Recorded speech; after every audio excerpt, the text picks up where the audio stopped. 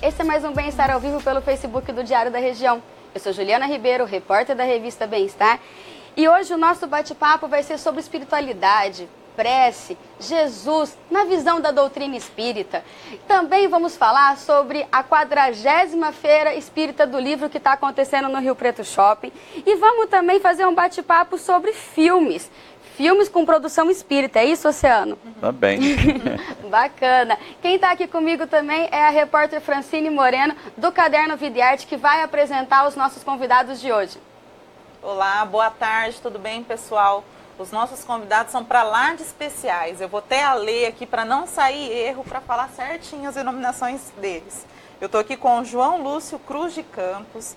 Ele é presidente da USE, que é a União das Sociedades Espíritas Intermunicipal de São José do Rio Preto. E ele é um espírita atuante no Centro Espírita Rodrigo Lobato. E também temos aqui do nosso lado o jornalista e produtor cultural, pesquisador e documentarista Oceano Vieira de Mello, que se dedica à divulgação da doutrina espírita.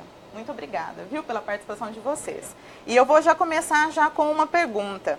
Ô João, me conta um pouquinho, você por ser presidente da USE, você é um dos responsáveis pela feira, né? Pela organização. Conta um pouquinho pra gente qual que foi a importância de fazer esse evento, né? Conta um pouquinho pra gente, compartilha isso com a gente. Esse evento é muito importante, ele já está na 40ª edição. Começou no tempo da Unime, feito no calçadão, lá no calçadão. E depois, posteriormente, há 4 anos, 5 anos, nós começamos a fazer no Rio Preto Shopping Center. E é uma oportunidade maravilhosa, porque ali, além da venda dos livros espíritas, a gente tem ocasião de recepcionar as pessoas, muitos companheiros, muitas pessoas vão ali com necessidades, depressão, perda de pessoas amadas, pedem a orientação, a indicação de alguns livros e acabam conversando com a gente. E ali, muitas delas até nós direcionamos para a Casa Espírita, mas tem outras de outras religiões, mas que encontram atendidas encontram resposta para as suas necessidades. Então é de importância muito grande a divulgação da doutrina espírita, né? E hoje nós sabemos que quem lê o livro espírita não é só espírita, né? Adeptos, simpatizantes, todo mundo faz uso dos livros da doutrina.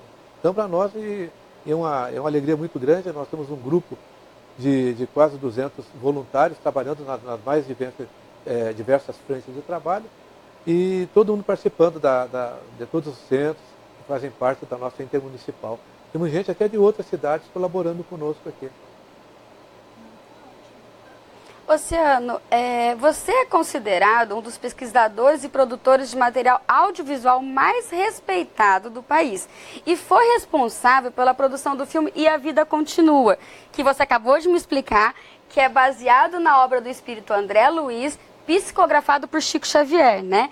Esse filme, ele teve uma grande divulgação, né? Eu queria que você me falasse como produzir um filme onde ele acaba tendo, sim, essa parte da doutrina, porém você tem que usar uma linguagem que é para massa, indifere de religião para poder assistir. É mais difícil fazer esse tipo de produção? É mais difícil, primeiro porque você tem que ter cuidado para não utilizar a arte para convencer as pessoas. A ideia não é essa, né? A arte é uma coisa do ser humano e que ela atinge muitas pessoas, independentemente de religião. Quando você faz uma adaptação de uma obra literária, como foi o caso de A Vida Continua, de Chico Xavier, psicografada por Chico Xavier, você tem que ter um cuidado dobrado para que a obra seja fiel, o filme seja fiel à obra psicografada. Então, essa é a parte mais complicada para roteirizar. O roteiro e a direção foi de Paulo Figueiredo, nós fizemos a produção do filme. Logo depois do Nosso Lar, logo depois do filme Chico Xavier, né, o filme feito por Daniel Filho, Nosso Lar foi feito pelo Wagner de Assis, e eu creio que é uma tendência de agora em diante as religiões se utilizarem das novas tecnologias para divulgar, não para convencer, mas para trazer espiritualidade, para trazer a religiosidade para muitas pessoas que não têm ou gostariam de ter, mas não sabem como. E a televisão, o cinema, o rádio, o teatro é perfeito para isso. Nós comentamos antes do programa começar sobre os 10 mandamentos, né? É algo bem recente e que tem chamado muita atenção. Primeiro existiu o filme, né? Na década de 30, ainda na era do cinema mudo, depois dos 10 mandamentos, no final dos anos 50, que foi um filme extraordinário, e agora a televisão utilizando-se do high definition, utilizando-se das novas tecnologias, com maior facilidade, eles conseguiram até uma religião diferente da nossa, né? Então, o pessoal, os evangélicos, ligado a uma rede de televisão do Brasil. Eu acho isso muito positivo, porque trata-se de religiosidade. E o ser humano tem a religiosidade, é uma coisa, vem com a natureza, né? A natureza humana, ela precisa disso. Bacana. E amanhã você é um dos convidados a palestrar dentro da feira, né? Me fala um pouquinho sobre o que você vai estar falando para o pessoal que vai amanhã lá te assistir. Em nossas pesquisas, nós constatamos que existe uma quantidade enorme de pesquisadores, desde o final do século XIX, médiuns muito confiáveis, como Chico Xavier, por exemplo, como Hermance Dufour, que foi uma das médiuns de Allan Kardec ainda no século XIX em Paris.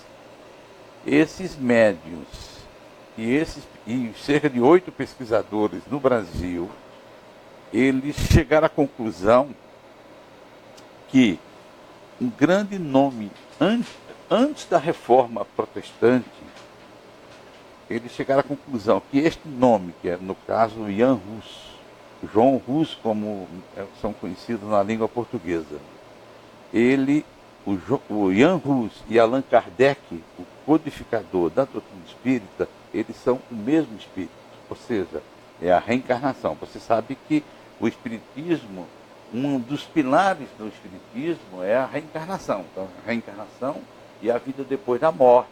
Enfim, é um dos pilares de sustentação da nossa doutrina espírita, né? E, como pesquisador, eu achei muito interessante, quase 100 anos antes de Lutero, existiu um sacerdote católico, que ele era católico, ele não concordar com as teorias da igreja na época, né, no caso a igreja, a religião dominante da época, e ele foi queimado vivo na Inquisição, porque ele não queria que a maneira como eles agiam na época não era o Evangelho de Jesus, não era, a igreja não nasceu para isso. Então o que aconteceu? Ele preferiu ficar com as suas afirmativas, preferiu enfrentar todo aquele poderio da época, né, e foi queimado vivo. Com essas descobertas, que Allan Kardec e Jan Hus eram o mesmo espírito, eu, como pesquisador, achei uma boa ideia montar uma palestra, montar um filme documentário, que ao mesmo tempo é uma palestra, contando essa história. Então é o que nós vamos mostrar. E tem a parte do Jan Hus, que a palestra chama-se Jan Hus em Praga, Allan Kardec em Paris. A parte do Jan Hus é um documentário que nós licenciamos da TV alemã, a Deutsche Welle da Alemanha, onde mostra a vida do Jan Hus, toda essa trajetória.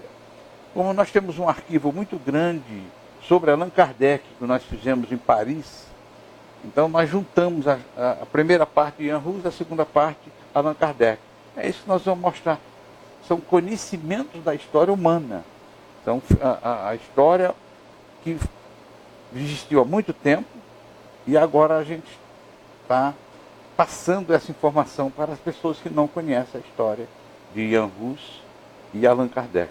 Legal, então fica o convite para os internautas que tiverem interesse. Amanhã é 10h45, é isso, João? 10h45, na sala 5, né, ali perto do boliche, na terceira expansão. No Rio Preto Shopping. Rio Preto Shopping. Bacana, quem A quiser entrada tá... gratuita, né? Entrada gratuita. Isso, bacana. Quem quiser estar acompanhando a palestra do Oceano vai ser então amanhã no Rio Preto Shopping. E quem está nos acompanhando e quiser mandar pergunta para os nossos entrevistados, fiquem à vontade. É só colocar aí embaixo do vídeo a pergunta, a dúvida de vocês. Participem conosco do programa. Tá. E eu quero dar um alô para Tatiane Pérez. Ela está afirmando que a doutrina espírita respeita qualquer outra religião. Sim. E o João Amaral está falando que a doutrina espírita segue a cartilha de Allan Kardec. Também é uma... Sim, Sim, tá também. certo. E também quero dar um alô para o Nestor Lopes e para o Edmilson Santa Rosa, que está aqui compartilhando com a gente, tá assistindo a gente. E aí, João, eu acho que é importante ter essas palestras para divulgação mesmo, né? Para esclarecimento sobre o que é o espiritismo, né? E eu acho que uma coisa que às vezes eu percebo que as pessoas fazem uma confusão do que é o espiritismo e, por exemplo, o que é a Umbanda e o Candomblé. São coisas diferentes, né? João, explica pra gente se tem essas diferenças ou não, se existe essa confusão ainda ou não. O que você pode contar pra gente para esclarecer mesmo os nossos internautas? Hoje, por conta da divulgação, né, já encontra-se bastante esclarecido, já cada coisa no seu lugar. Nós respeitamos os nossos irmãos, os nossos companheiros, mas o espiritismo que se funda, como o companheiro falou, o fundamento de Kardec, é de estudo, é filosofia, ciência e religião. Então, é a doutrina da fé raciocinada. Então, tem uma diferença, tem uma diferenciação na maneira da religião, de cada dessas seitas e do espiritismo. E hoje, até por conta de filmes, que já falamos de filmes, revistas, reportagens, hoje está muito em voga, né, falar de espiritismo. Então o pessoal já está tendo uma ideia bastante própria do que significa a doutrina espírita. Como que a gente poderia definir a doutrina espírita? Existe uma forma ou uma explicação breve que você pode compartilhar com a gente? Vai depender de quem coloca o conceito. Mas a doutrina espírita é a terceira revelação, né? Nós trabalhamos e entendemos que é a terceira revelação. E ela vem convida o homem, nos convida a um entendimento da religiosidade de uma outra forma, né? Então, como falamos da fé raciocinada, nós entendemos, ela nos dá a resposta de onde é que nós vemos, por que é que nós estamos aqui e para onde nós iremos depois dessa nossa breve passagem pela vida material, porque nós entendemos que 60, 80, 90 anos, dentro da imortalidade da alma, porque nós somos espíritos imortais, é uma passagem muito, muito insignificante, muito pequena. Porque nós temos várias e várias vidas, né? Várias e várias encarnações. Tivemos muitas encarnações antes desta atual, teremos tantas outras para frente. Em cada uma delas, guardando experiências, guardando aprendizado, no destino que nos compete, que é da perfeição. Nós chegaremos à pureza, nós chegaremos à perfeição. Então, a doutrina espírita nos fomenta muito isso, nos traz respostas para nossas dores, traz respostas para nossas dúvidas, nos esclarece.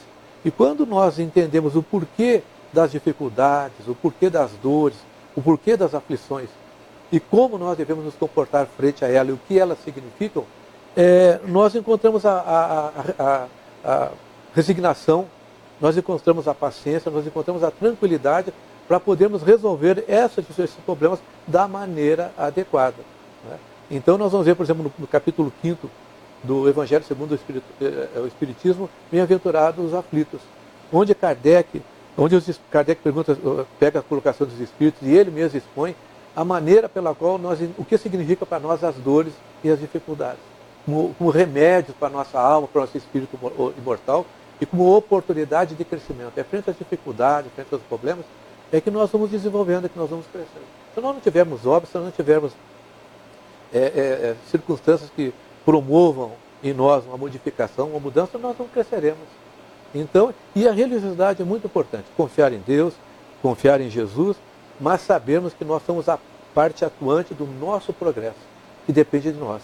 Né? Que nós temos que buscar, nós temos que trabalhar, nós temos que progredir, nós temos que ser úteis, nós temos que desenvolver não só pessoalmente, mas aqueles que estão à nossa volta, que estão conosco, que estão junto de nós. Na sua opinião, essa é a grande importância da doutrina espírita hoje, nos dias de hoje, para a gente tentar entender também tudo isso que a gente está vivendo hoje? Qual que é a importância dela hoje, né, para o homem e para a mulher? O estudo do Novo Testamento e das obras que nós temos aí do Velho, nos dá, se nós formos buscar, nos dá a resposta. Mas o Espiritismo, ele nos faculta, ele nos dá uma resposta, nos traz presente, ele nos esclarece, e ele tem uma importância muito grande no dia de hoje, por isso que buscam uma quantidade muito grande hoje de adeptos e de espíritas e de outras religiões que vêm buscar. Por exemplo, na feira do Livro Espírita, nós vamos encontrar a afluência de muitos companheiros que vêm em busca dessa resposta. Que vêm, mas como é que é? Qual é o livro que me esclarece isso? Olha, um companheiro meu, um amigo meu, o meu pai e tal, está com tal questionamento, e tal dificuldade. Nós vamos encontrar na doutrina a resposta. Vamos encontrar no Livro dos Espíritos, em todo o Pentateuco, resposta para essas nossas perguntas. Né? Porque ele nos atende, como falou o Oceano. O Espiritismo é ciência, ele é doutrina e ele é filosofia.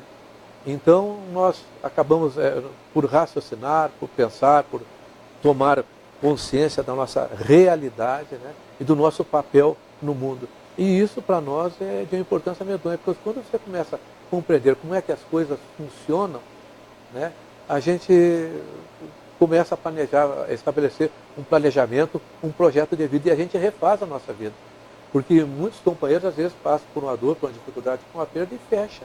Achou que a vida acabou ali, que a vida é só aquilo, é o problema material, é a ruína, é a doença, é a perda de um ente querido.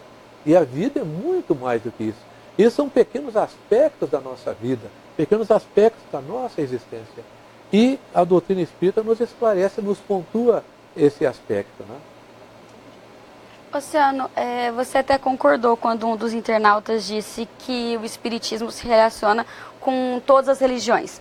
E você também segue a doutrina há muitos anos, né?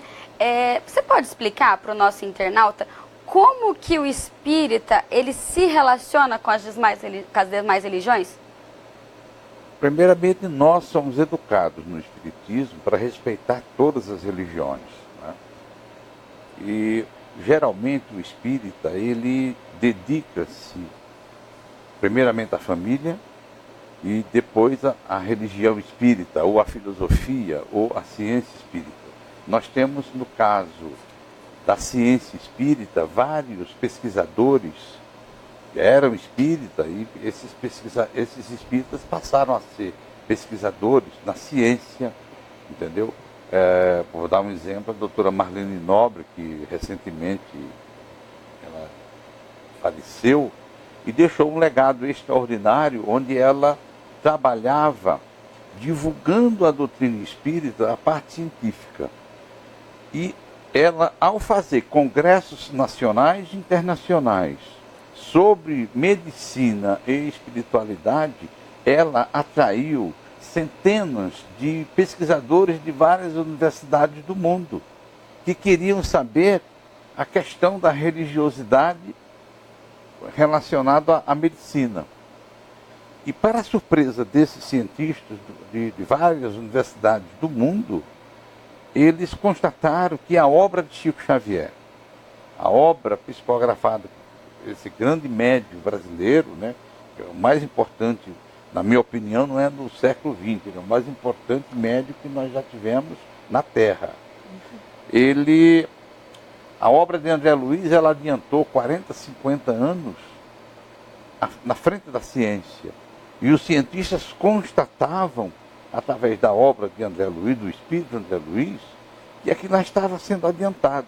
Então isso existe na religiosidade, na filosofia e na moral espírita cristã, que nós professamos. Para nós, Jesus é o nosso guia espiritual da humanidade. Ele é o modelo que guia de todos nós. Então, o espírita tem a obrigação, primeiramente, de se instruir.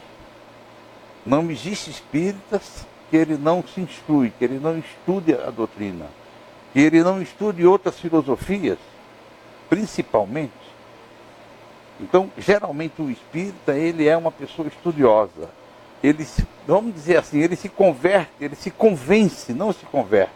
Ele se convence da doutrina espírita através da leitura, através de descobertas do que é o espiritismo. E você percebe que as pessoas que seguem, elas realmente são educadas a não ter um preconceito de ir até um altar de uma igreja, de, às vezes, ir a uma igreja evangélica. O espírita, ele tem essa flexibilidade, não sei nem se é flexibilidade que a gente pode usar o termo, né? De estar passando por essas outras religiões sem nenhum preconceito, de ir lá realmente para conhecer, para poder ouvir aquela palavra. Quando a gente vê que algumas outras religiões, às vezes acaba tendo até um certo bloqueio. Eu não vou a um centro espírita, porque a minha religião não acredita na reencarnação, não acredita no que eles pregam. Mas a gente acaba vendo o contrário do espírita. Ele não tem um problema de estar assistindo uma missa, de estar assistindo, de ir numa igreja evangélica e assistir e ouvir as palavras do pastor. Tem isso mesmo, Luciano? Sim, o espírita, como eu disse no início, ele é educado primeiramente para respeitar todas as religiões. Quando nós adentramos numa igreja, ou numa igreja, seja ela protestante, né, ou eu prefiro dizer reformista, da reforma, ou uma igreja católica, primeiramente nós temos a obrigação de respeitar. Até porque a formação do povo brasileiro é uma formação cristã, onde envolve o catolicismo, onde envolve os reformistas, né, e nós espíritas. Então nós temos, primeiramente, o Brasil é o único país do mundo onde nós vivemos em paz. Todas as religiões, não só as religiões cristãs, como a religião judaica e a outras filosofias orientais, né? Nós vivemos em paz. Essa questão de você respeitar ou não é mais uma questão cultural, talvez da evolução espiritual da pessoa, né? Se você se diz espírita, primeiramente você tem que respeitar, somos todos filhos de Deus, somos todos irmãos, queiramos ou não, não é? Somos todos irmãos. Agora é uma questão mais cultural, educação, e nós espíritas temos essa pretensão de querer respeitar e sempre fazermos isso, respeitando todo mundo. Obrigada. Você que está chegando agora, nós estamos em mais um programa Bem-Estar ao Vivo, onde a gente está falando um pouco sobre o espiritismo. E o internauta que está assistindo pode mandar a sua pergunta para os nossos convidados. É só colocar a pergunta aí nos comentários que a gente repassa para eles. Então, a Gisele, ela está fazendo uma pergunta, acho que o João pode responder, ou também, fica à vontade, um dos dois, quem quiser responder pode ficar à vontade. O último censo do IBGE de 2010 mostrou que o espiritismo foi uma das religiões que mais cresceu no Brasil e que os espíritas têm os melhores indicadores de educação e renda. A que se deve isso? A divulgação pelo cinema e pelas novelas tem contribuído para isso? Bom, é verdade. Embora eu ache que o número de espíritas é bem maior, e maior ainda são o número de simpatizantes, de pessoas que simpatizam com o espiritismo, respeitam o espiritismo, mas não têm o espiritismo como uma filosofia religiosa, por questões culturais, talvez respeito aos familiares, aos avós que são de outra religião. Então esse número é muito grande, é uma quantidade enorme que a gente faz uma estimativa que seja em torno de 25 a 30 milhões de simpatizantes. O que são esses simpatizantes? São aquelas pessoas que vai na missa, ou então comparece a um batizado, a um casamento na igreja católica, mas na segunda-feira ele toma passe no centro espírita, ele toma água fluidificada. Então essas pessoas não são espíritas, né? Elas são sempre bem-vindas no centro espírita. Então essas pessoas são simpatizantes. É muito bonito isso. Agora, espírita mesmo, são cerca de 3 milhões.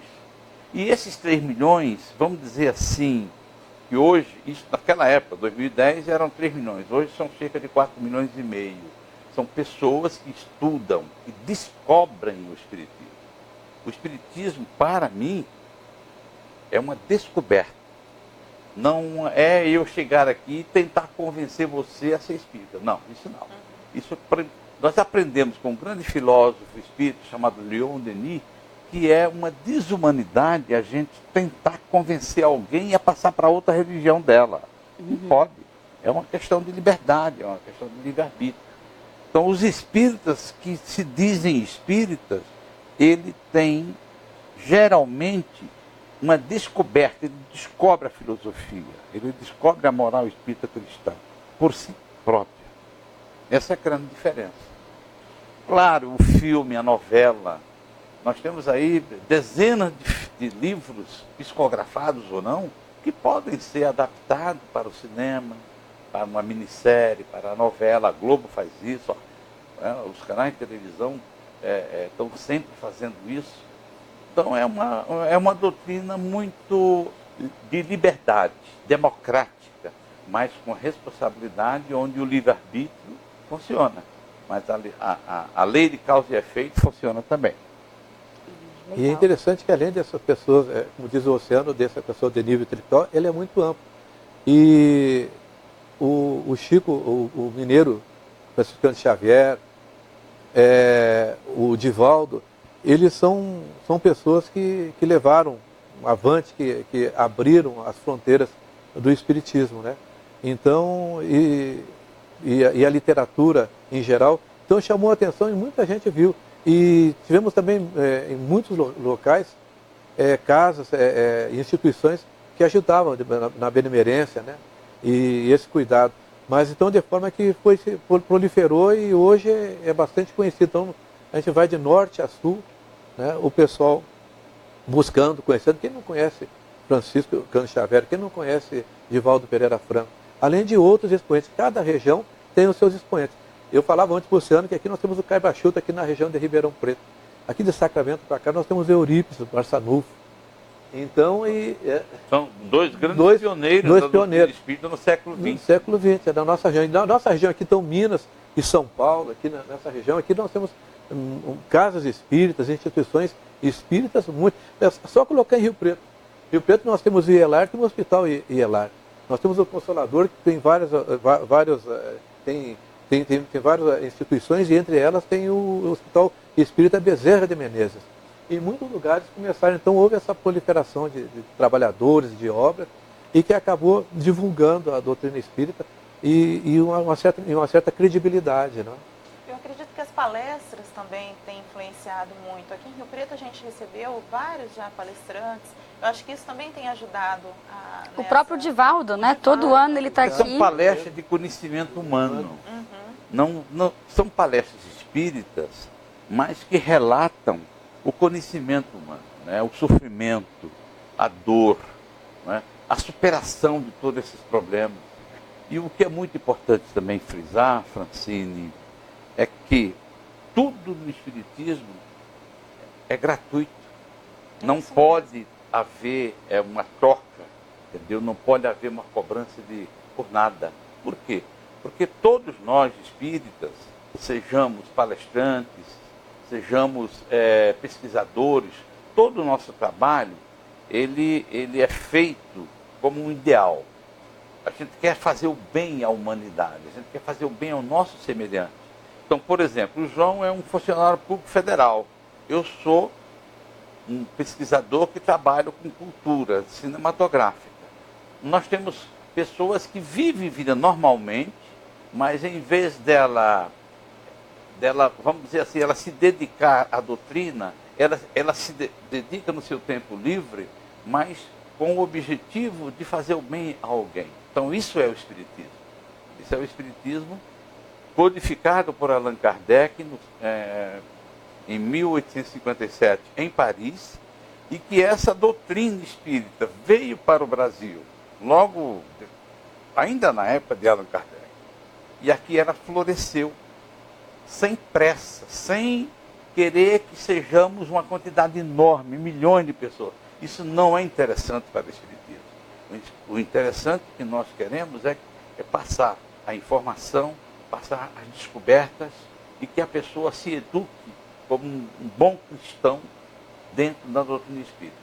Entendi. Tem uma pergunta aqui, mais uma pergunta.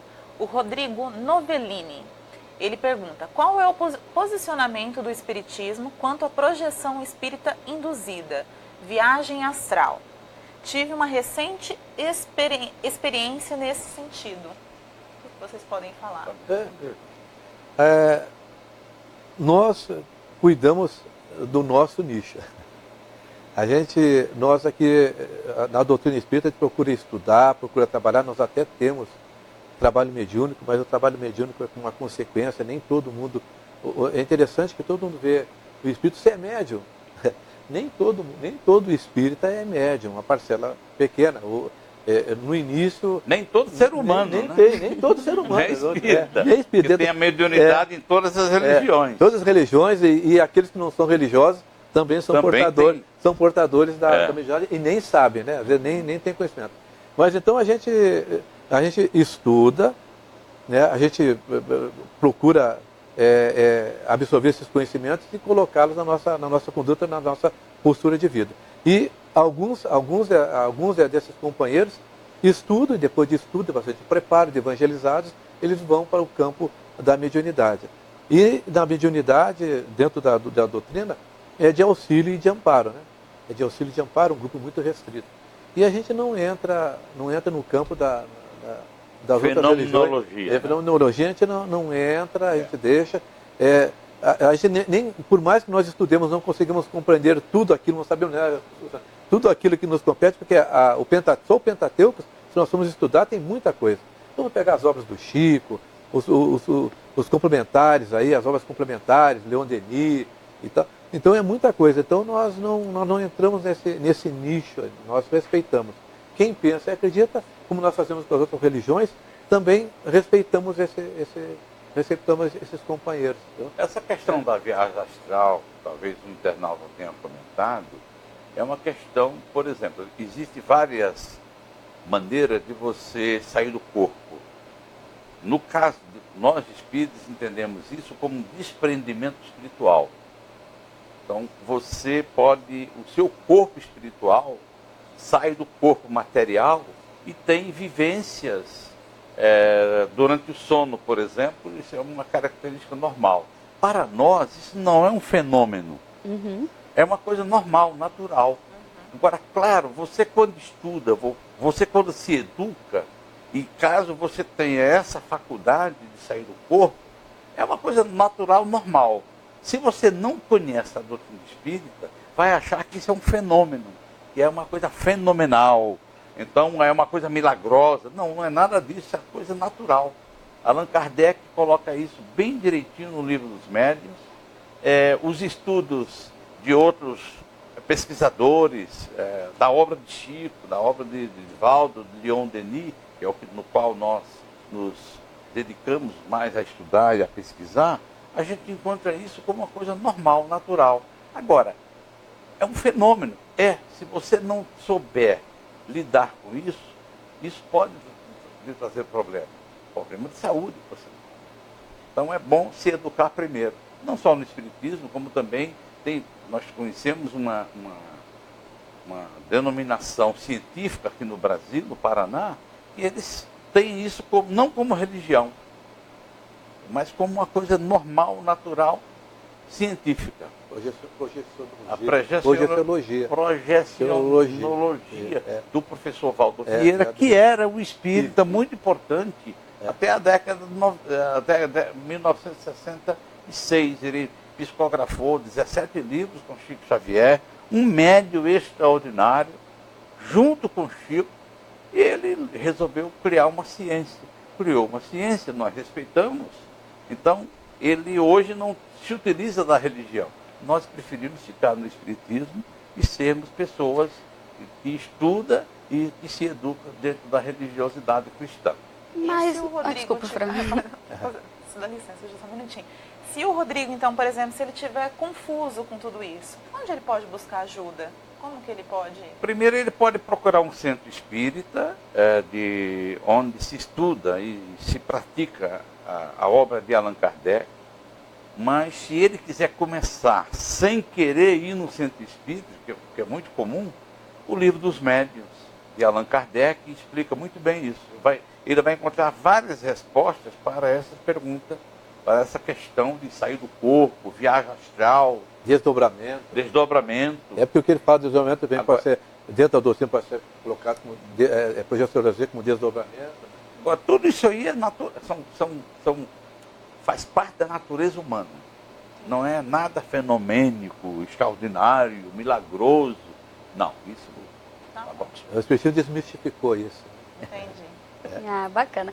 E ainda tem muita gente que procura, João Oceano, o centro espírita acreditando que todo espírita é médium e não chega para estudar. Eu não quero estudar, mas eu queria tanto uma notícia do meu pai, da minha mãe, do meu filho.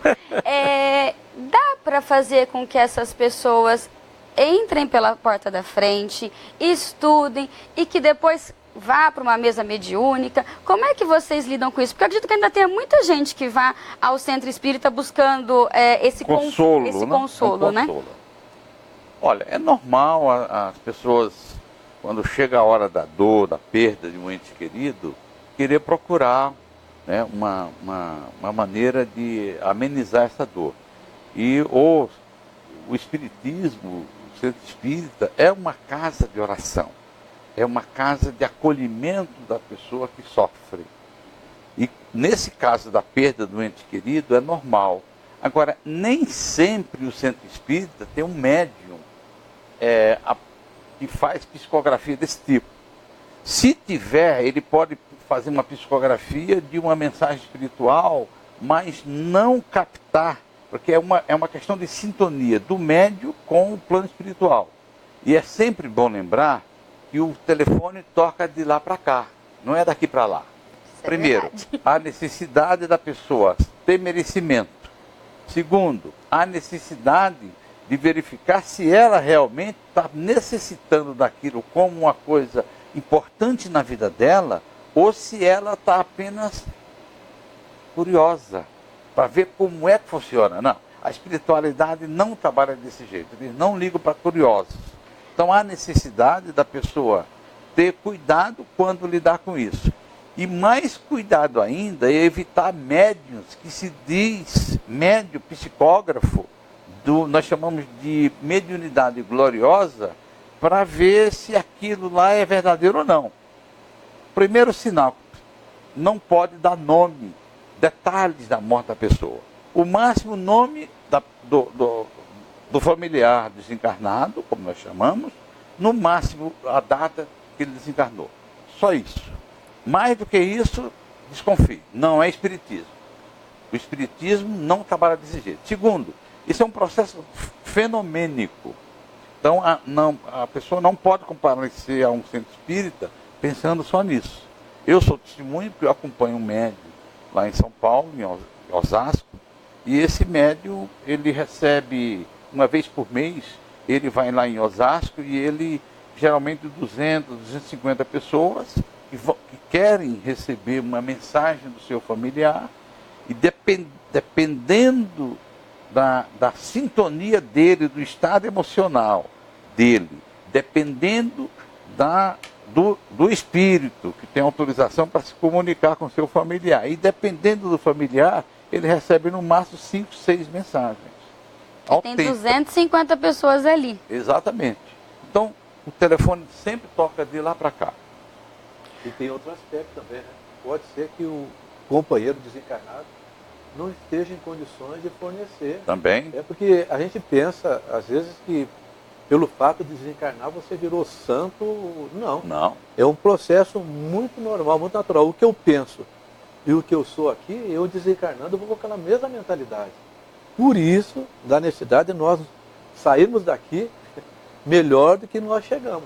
Adquirindo conhecimento, adquirindo cultura e esse posicionamento. Porque quando eu incorporo esse desejo do bem, de ser melhor, primeiramente me melhorar e facultar aqueles que estão à minha volta de melhorar, isso me dá me dá um status de sentimento, me dá um status de vibração, me dá um status mental que vai perseverar após o meu desencarne. Então a gente acolhe a pessoa com todo carinho, vai dar o auxílio, vai dar um amparo, né? E logicamente vão explicar que o melhor remédio e a melhor forma de você manifestar o carinho por essa pessoa é fazendo prece. Porque nós podemos auxiliar, nós podemos contribuir com o desenvolvimento dele, com o progresso dele do lado de lá, fazendo prece. Então nós gostamos, vamos pedir a Deus, vamos fazer prece por ele, né? E tocar a nossa vida. Porque ele já partiu, já cumpriu a etapa dele, retornou para a parte espiritual. Nós continuamos com a nossa etapa ainda em andamento. Todos nós retomaremos e dia. Mais tarde, mais Acredite cedo, ou não, estaremos chegando junto a eles. E é assim que funciona a coisa. Então é muito natural. É lógico que não é pelo fato de eu conhecer como é que funciona, como é a realidade da vida, que me priva da dor. A dor é uma condição do ser humano, né? Só que o peso dela, na compreensão, nós temos um peso, ela nos dá uma capacidade de entendimento, de suportar, nos dá uma visão diferente e abrimos ainda campo para que a espiritualidade amiga nos ampare e nos auxilie.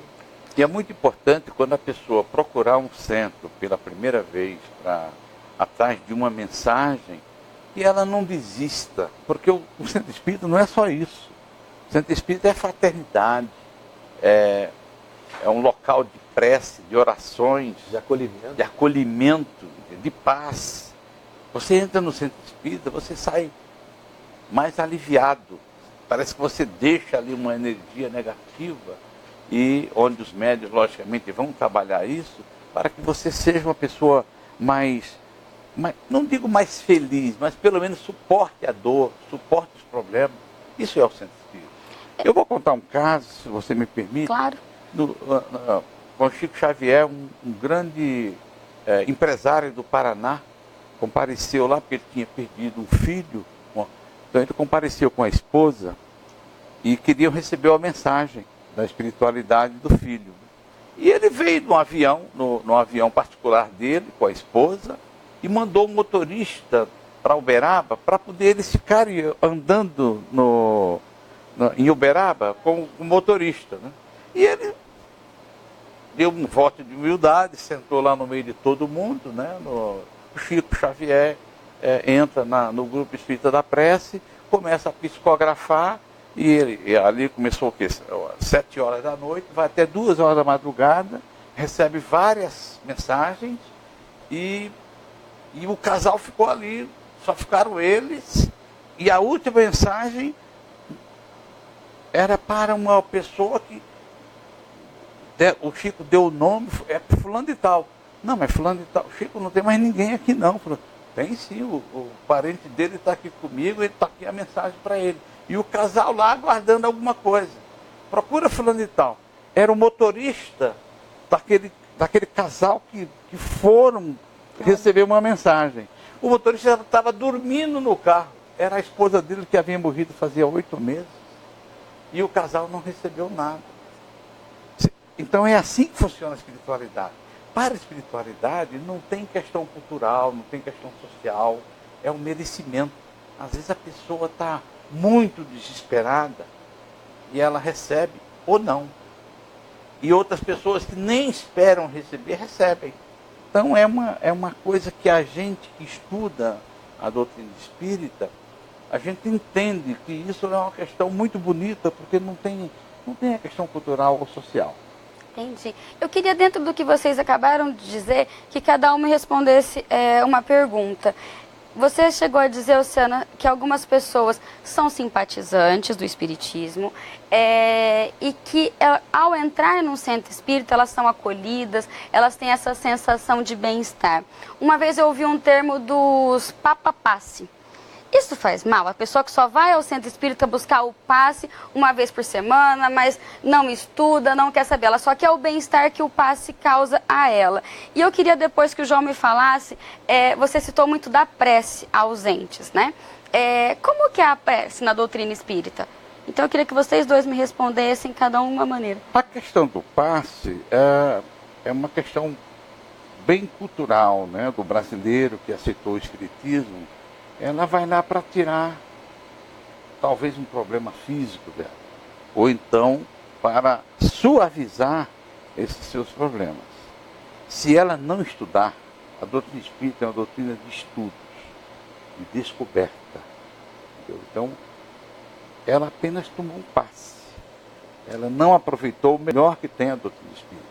Ela só sentiu o bem-estar ali na hora e semana que vem volta tem o bem-estar de novo. Pode até ser que ela seja curada, ela tem um problema físico, né, espiritual, pode até ser que ela seja curada. Mas é uma perda de tempo, porque a cultura espírita é uma coisa extraordinária, é uma quantidade enorme de conhecimentos filosóficos que faz com que ela chegue até a você descobrir a importância da filosofia religiosa cristã. Você entendeu? Uhum. Então são conhecimentos que você deve adquirir para você viver uma vida melhor e não precisar mais do passe. Eu, por exemplo, só tomo passe extremamente necessário. Cada 2, 3 anos eu tomo um passe quando preciso. Então eu não preciso mais do passe. Embora eu saiba que faz muito bem para mim. Uhum. Mas eu não preciso. Por que eu vou tirar a energia daquele médio, utilizar de um espírito, que geralmente os fluidos magnéticos é uma combinação do médio com a espiritualidade. Então, se eu não estou precisando, por que eu vou tomar passe? Não aconselho ninguém a fazer isso. Legal. E a prece, João? A prece é algo significativo, de importante para cada um de nós. Tanto assim que no Novo Testamento nós vemos Jesus ensinando-nos a orar, a fazer uma prece. Ele coloca a prece para nós. A prece é o elemento que nos faculta entrarmos em contato com Deus, entrarmos em contato com Jesus. E no Espiritismo nós entendemos que é uma conversa muito sincera, muito íntima com Deus. Então nós entendemos que não precisa uma prece decorada, não precisa de termos, de uma prece longa. Tem que sair do coração, né? Tem que sair do coração, não é uma prece longa ou curta, é alguma coisa que sai do nosso coração, do fundo da nossa alma. Pode ser 3 palavras. É melhor do que coisas do que dormir no meio do caminho, né? E ela é um elemento que se nós vamos pegar essa explicação não só no aspecto religioso, mas científico, ele nos abre canal com o alto. Então nós às vezes estamos com uma dificuldade muito grande, um problema muito grande. A gente para e nós fazemos uma prece e nos aliviamos. Nos alimentamos, nos fortalecemos, aquilo, né? E nesse momento nós estabelecemos condições para que os espíritos amigos, anjos, como quer que nós denominemos, que trabalham para Jesus e por Jesus, venham até nós nos trazendo aquela força, aquela esperança, nos intuindo a adotarmos a melhor resolução, a melhor resposta para o problema ou para os sentimentos que nós momentaneamente estamos sentindo. Então a prece é algo que nós deveríamos fazer quando nós deitamos, quando nós levantamos, e nos momentos de maior dificuldade. Agradecer a Deus pela vida. E ela tem 3 aspectos para nós, segundo a doutrina. Né? É de pedido, que é o que mais nós fazemos, de agradecimento e de exaltação. E a gente fez a maior parte das nossas peças, nós temos de pedindo. Mas nós temos que também agradecer. Né? Porque quando nós contemplamos as benesses que a misericórdia divina nos concede, na família, no serviço... João, uma ideia que me surgiu agora na questão da prece. Quando as pessoas não conseguirem fazer uma prece espontânea, pega uma prece no livro. Nos livros de Allan Kardec, no livro de Chico Xavier, tem preces lindas. Não, a prece de Cáritas, que é uma prece que traz uma paz. A prece de São Francisco de Assis, né, que é um espírito dos mais evoluídos que vieram à Terra. E só para você responder um pouco a sua pergunta, em minhas pesquisas eu constatei que os espíritos, quando na hora que eles passam para o outro lado, e isso vai acontecer com todos nós, isso é pesquisa, não é o que eu acredito, tá? Isso acontece com todos nós. Na hora que nós passamos para o outro lado, a gente, quando acorda, a gente sente mais ou menos como se fosse uma espécie de uma labirintite, uma tontura. E essa tontura, ela é aliviada com as preces que os familiares rezam, enviam para aquela pessoa que morreu, que desencarnou, faleceu, não é? Ela, na hora que ela está pensando e enviando essa prece, essa labirintite melhora até você se recuperar totalmente do lado de lá. Que bacana. É uma informação boa, né? Muito quem importante tá a prece. Tem um indicativo nos últimos capítulos 27 e 28 do Evangelho segundo o Espiritismo, tem uma chama-se coletânea de preces. É. E então, conforme a dificuldade, ele dá uma explicaçãozinha ali e faz a sugestão da prece ali para nós fazermos ali. No capítulo, no finalzinho do Evangelho segundo o Espiritismo, 27, 28. É. Né? Bacana. Fran, tem mais pergunta? Tem mais sim. Eu quero mandar um abraço para Júlia Barrientos, para Michele Savoini de Buchino, para o Alessandro Silva, para Marta Carrasco Rosa, para o João Amaral, para o Pedro Moreno e para o Ricardo Pinfield, Tiago Zangaro e o Rodrigo, que fez a outra pergunta, está fazendo uma outra agora novamente. Ele está falando, a apometria e a regressão espiritual são processos integrantes da doutrina espírita? Não. Não? Nenhum nem outro. Eu nem quis colocar. Quando ele falou na primeira, ele falou da projeciologia, eu entendi que é apometria. E nós não entramos. A apometria não é espiritismo, respeitamos, mas não é a doutrina espírita. As pessoas podem... Eu já tinha entendido, mas eu não quis entrar. Você já tinha entendido onde o Rodrigo queria chegar, né, João? É muito comum, assim, é muito comum uma coisa nova que lida com a espiritualidade das pessoas quererem trazer para o espiritismo. Então isso é muito normal. Ela não encontra espaço numa outra filosofia e sabe que o espiritismo é uma filosofia aberta, democrática. Então ela quer trazer outros pensamentos filosóficos para juntar com o espiritismo. Mas não adianta, espiritismo é espiritismo. Apometria é apometria, a conscienciologia é conscienciologia, enfim. Nós respeitamos. Essa questão da regressão de memória, se fosse permitido, e eu creio que cientificamente, em pesquisas, pode até ser feita, desde que seja baseada com o objetivo de esclarecimentos, de estudos. Existem no Brasil pesquisadores sérios, pessoas, parapsicólogos, lembro-me muito bem da família Prieto Pérez aqui no Brasil, que são espíritas e que fazem isso como ciência, como pesquisadores que são, mas não utilizam apenas para curiosidade. Você entendeu? Essa questão de regressão de memória. Existem alguns psiquiatras no Brasil que fazem isso depois de eles estudarem a doutrina espírita, mas como ciência. Mas não, isso não é espiritismo. E isso pode ser feito por qualquer pessoa, desde que ela esteja preparada para fazer. Mas isso não é espiritismo. Consegue? Consegue. Qual é o objetivo? É uma cura? É sanar um problema parapsicológico da pessoa? Isso é normal, é permitido, mas o espiritismo ele nem combate e nem aprova. Mas é uma coisa também natural. Essa questão de você fazer uma regressão. Eu lembro de um filme que nós descobrimos e lançamos aqui no Brasil, onde a personagem principal, ela faz ela vai até um psiquiatra, faz uma regressão de memória e ela vê que aquela pessoa que ela sonhava é ela noutra vida, noutra encarnação. Entendeu? Então, isso é uma coisa científica. Agora, por curiosidade, não aconselho. Obrigado. E para encerrar, eu queria pedir para o João convidar mais uma vez os nossos internautas para ir estar conhecendo a 40ª Feira do Livro Espírita e pedir para o Oceano também falar um pouquinho de quais são os novos projetos e fazer o convite amanhã para o pessoal ir assistir a palestra. Olha, nós vamos ficar uma semana aqui na região, nós temos 3 palestras. Essa palestra da manhã no cinema, aqui no shopping, Jan Hus em Praga, Allan Kardec em Paris. Tem a prova material da imortalidade, que é uma coisa extraordinária, é um arquivo que eu descobri em Lisboa, um arquivo em áudio. Você imagina, Francine, que nós estamos na época da internet, do iPad, do iPhone, né, do iPod, das coisas digitais, e eu que trabalho com isso, eu descobri um áudio em Lisboa que foi gravado em 1955, em Pedro Leopoldo, por um jornalista, que prova a imortalidade.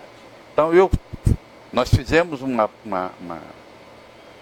palestra com esse áudio, provando que nós não morremos. Todos nós somos imortais.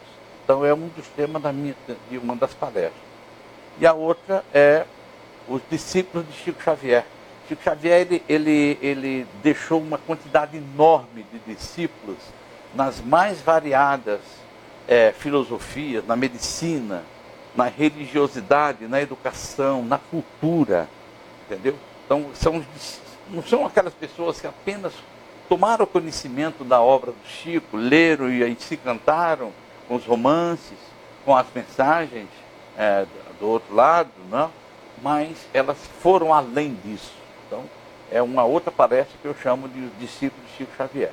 Então, que as pessoas compareçam, se puderem, são 3 palestras que nós vamos fazer aqui em São José do Rio Preto, e que, se as pessoas quiserem, não é de graça, como eu disse no início do programa, o Espiritismo não cobra, nós não cobramos nada, eu venho aqui por amor às pessoas, por amor à doutrina espírita, a convite, inclusive, do meu amigo aqui, João Lúcio, e que amanhã estaremos lá para atender todo mundo.